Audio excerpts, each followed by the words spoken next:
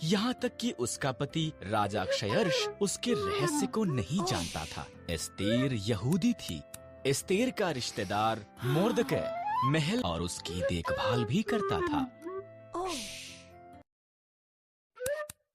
राजा क्षयर्ष के सलाहकार हामान ने एक बड़े इनाम को प्राप्त किया। वो बहुत घमंडी था। मोर्दकै के सिवा हर कोई उसके आगे सिर झुकाते थे। हामान अपमानित हुआ। उसने मोर्दकै और सभी यहूदियों को मारने की प्रतिज्ञा की।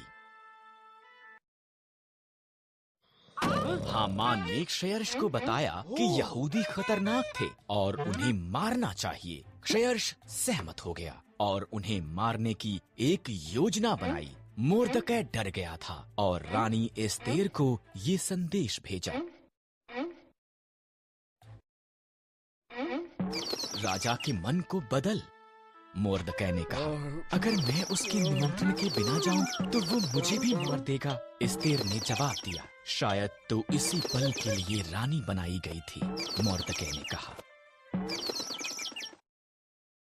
एस्तेर साहस के साथ ये प्रयास करने के लिए सहमत हुई। वो सिंहासन के कमरे में गई। राजा क्षयर्ष उसकी सुंदरता से चकित हुआ और उसे अंदर निमंत्रण दिया। क्या हम हामान के साथ रात का खाना खा सकते हैं? उसने पूछा।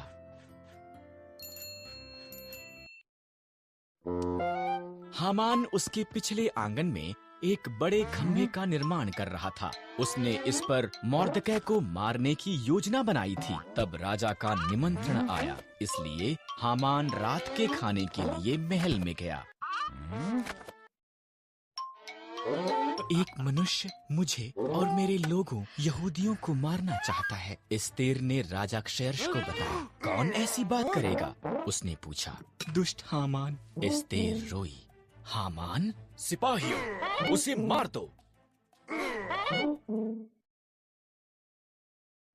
इस तरह हामान उसी खंभे पर टांग दिया गया जो उसने मोर्दकै के लिए निर्माण किया था। एस्तेर के कारण यहूदी बचाए गए थे। उन्होंने एक बड़ा त्योहार मनाया जिसका वो आज तक भी जश्न मनाते हैं।